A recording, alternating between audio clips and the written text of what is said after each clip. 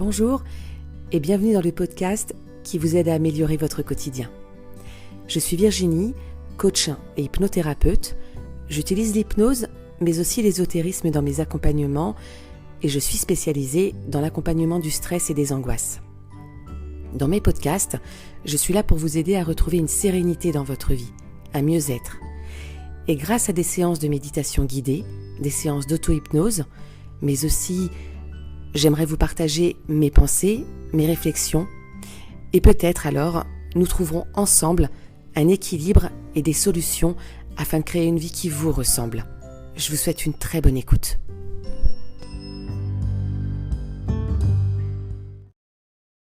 Bonjour à tous et bienvenue sur le podcast Esprit Libre, le tout premier épisode de la saison 2. Je suis heureuse de vous retrouver pour ce nouvel épisode. Un épisode avec lequel je ne vais pas me faire que des amis, je pense, car on va aborder des sujets de dev perso qui divisent.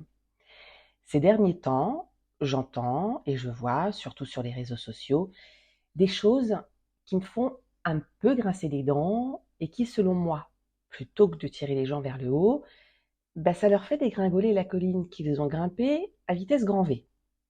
Alors, est-ce la fin du bon dev perso constructif et intelligent ? Nous allons voir ça tout de suite ensemble.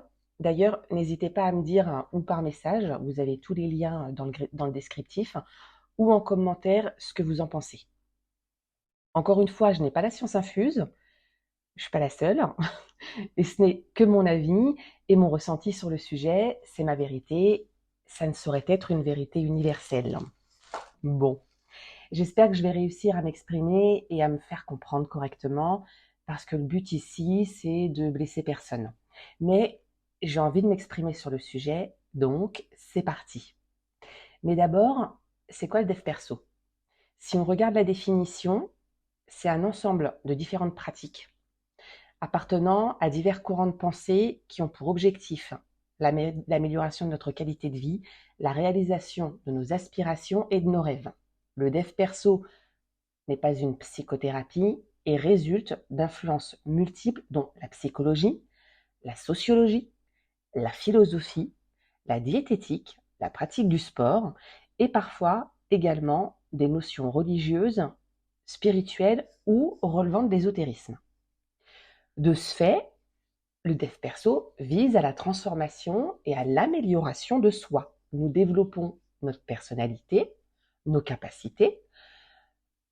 Donc, nous devons en retirer l'idée de grandir de façon globale dans notre façon de penser, nos façons de nous comporter, chercher à changer ou à améliorer notre quotidien, chercher à comprendre nos blocages et nos schémas répétitifs qui nous empêchent de nous épanouir.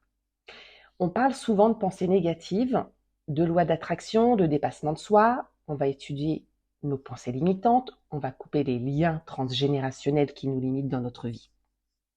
Certains vont méditer, utiliser des techniques de respiration afin d'aller chercher dans l'inconscient ce qu'on n'arrive pas à identifier en pleine conscience.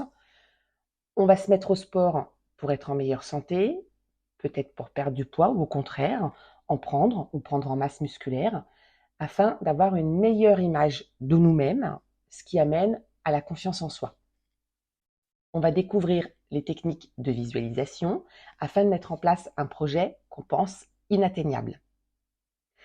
Le dev perso, comme je l'ai dit dans mon premier épisode du podcast, est inspiré et a été créé à travers la psychologie et la philosophie qui nous invitent à réfléchir autrement, à casser nos automatismes limitants. Très bien. Donc, on est censé avancer et progresser. On est censé aller mieux grâce à une nouvelle façon de raisonner qui nous amènera à modifier nos comportements problématiques et donc d'évoluer. Voilà, pour moi, et ça n'engage que moi, le bon dev perso, oui, j'ai bien dit le bon, nous fait évoluer, grandir. Et c'est là que le bât blesse. Car ces derniers temps, j'ai l'impression que le dev perso est devenu marshmallow, mais pas dans le bon sens du terme. Je m'explique. Sous prétexte d'être bienveillant avec nous-mêmes, et pour ne pas trop nous auto-flageller, on entend des discours tels que « tu es parfait comme tu es »,« tu es déjà la meilleure version de toi-même, accepte ton corps comme il est. On a des phrases toutes faites de pensées positives. Alors, attention, hein, je suis la première à partager des citations inspirantes et à dire qu'il faut s'aimer très fort. Ce que je veux dénoncer, ou du moins expliquer derrière tout ça, c'est qu'il y a un vrai travail à faire sur soi, une vraie analyse et un vrai suivi avant de pouvoir tout simplement s'accepter tel qu'on est vraiment. Il faut aller chercher au plus profond de soi, dans les parties les plus sombres, les plus obscures, pour enfin mettre en lumière nos capacités. Et avec un dev perso léger et sans consistance, sans vrai travail et sans une base en psycho, eh bien on ne progresse pas, on n'évolue pas et on ne transforme pas notre quotidien pour une meilleure vie. Entends bien, toi, accompagnant dans l'humain, tu es peut-être coach, thérapeute, qu'avec un discours tel que tu es déjà la meilleure version de toi-même, ne te fais pas violence avec le sport si tu n'en as pas envie, fiche-toi la paix. Eh bien, les gens qui ne font pas de travail sur eux n'en feront probablement jamais avec un discours pareil. Confortés dans l'idée qu'ils font déjà ce qu'ils peuvent. Attention, je ne parle pas des personnes en dépression, car là, on aborde un autre sujet et une autre façon de faire. Alors, je le redis pour que ce soit bien clair, une personne qui travaille sur elle et fait en sorte de progresser, ces phrases-là, ces pensées-là, lui feront du bien le jour où elle est dans un moment d'inconfort, dans un moment de fatigue. Être la meilleure version de soi-même, ça veut dire s'accepter avec ses qualités et ses défauts, mais surtout accepter de chercher à grandir. C'est se dire, ok, je m'aime, mais je veux être une meilleure personne. Je veux progresser sur tel ou tel domaine de ma vie. Je vais donc travailler, je vais analyser ce qui me fait défaut pour progresser et avoir la vie dont je rêve, que ce soit pour la famille, la santé, le travail, peu importe le projet.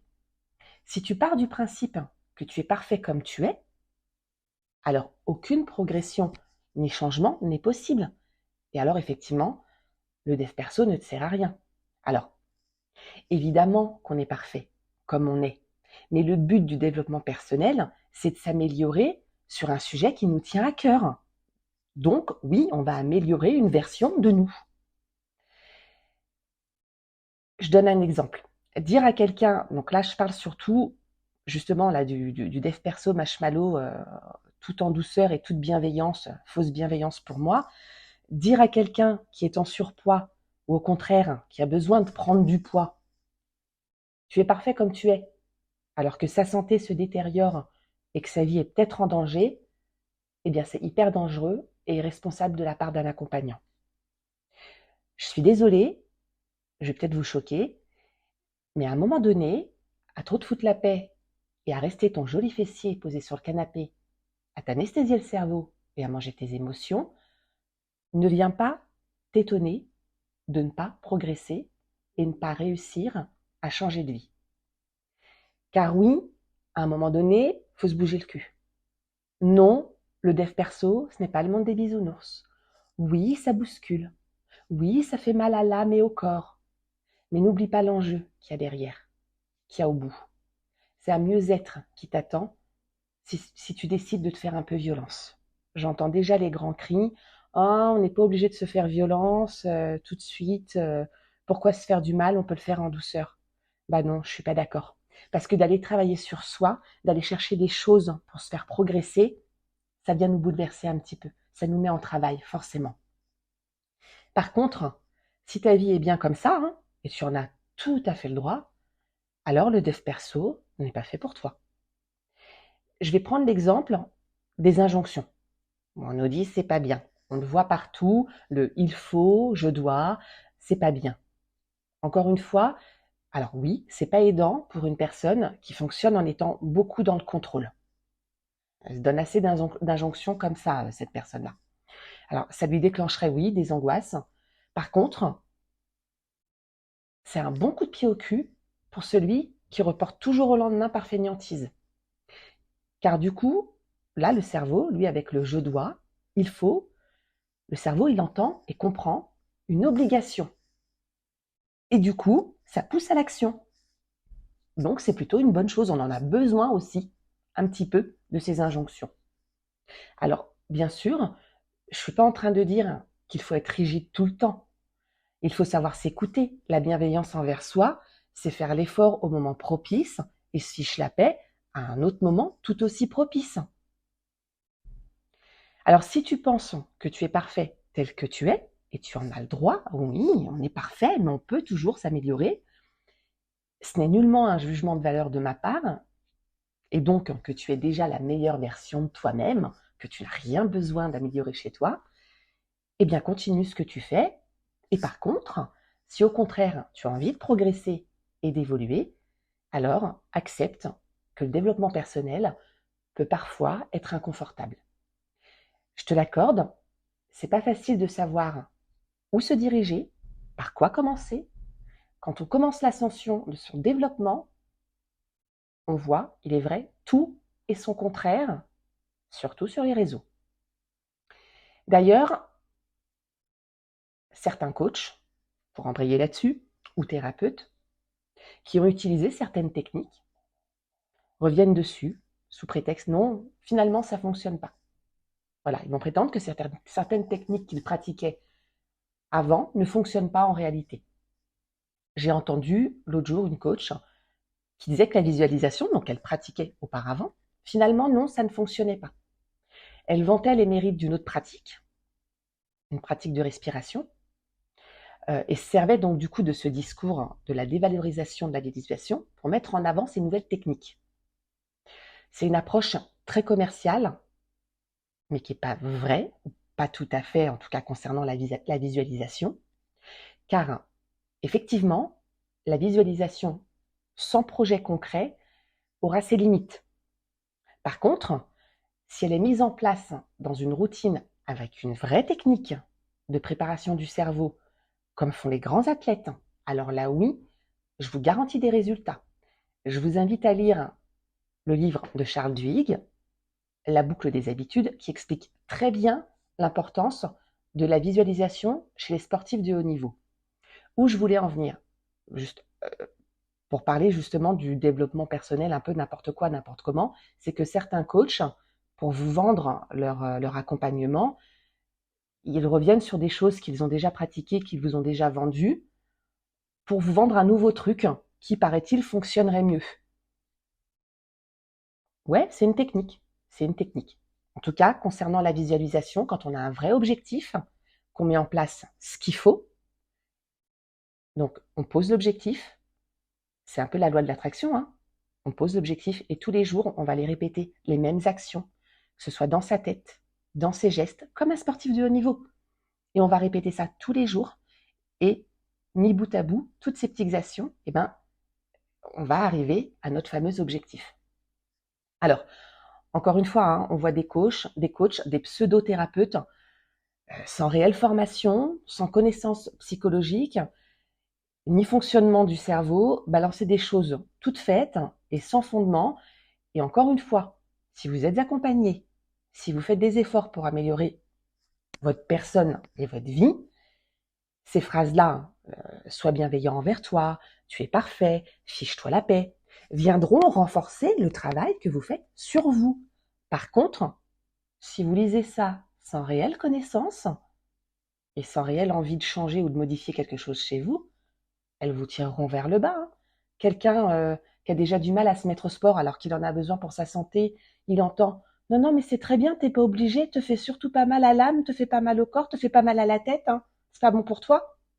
Super, super. Ah ouais, on l'aide beaucoup là, la personne. On l'aide vachement. Non, je suis pas d'accord. Alors, en plus, d'ailleurs, en ce moment, c'est la mode, en parlant de se faire mal au corps, c'est la mode façon New Age, des thérapies rapides, avec des techniques de respiration. Je ne vais pas nommer le nom parce qu'il y a quand même des accompagnants, des thérapeutes qui le font très bien, donc on ne va pas mettre tout le monde dans la même case. Alors, ces respirations, elles te font rentrer dans une espèce de transe. Là aussi, avant la pratique, il y a une étude psy et santé, ça peut être bénéfique. S'il y a une étude psy et santé, ça peut être bénéfique, mais je trouve qu'on ne prévient pas assez des dangers, car tout le monde ne peut pas pratiquer ces séances de respiration intense, et ce n'est ni plus ni moins qu'arriver à un état modifié de conscience, donc de l'hypnose. Et ça peut se faire en douceur. On peut l'obtenir de manière très douce. On n'a pas besoin de se mettre dans des états pareils de secousses parfois violentes du corps pour faire une introspection. Alors c'est vrai que c'est plus impressionnant de tressauter dans tous les sens et aussi, comme je l'ai dit, plus rapide pour accéder à certains blocages, mais ça attire surtout des personnes qui ont besoin de voir des résultats immédiats et très physiques. Le côté visuel fait qu'on a l'impression d'avoir réellement sorti quelque chose de nous, mais je le rappelle, ça peut être dangereux psychologiquement et physiquement si on n'est pas bien accompagné. Faites très attention. Avec qui vous faites ça? La plupart du temps, le thérapeute fait ça en groupe et à mes connaissances du dossier médical de ses clients, je ne dis pas que ça ne fonctionne pas, hein. J'insiste.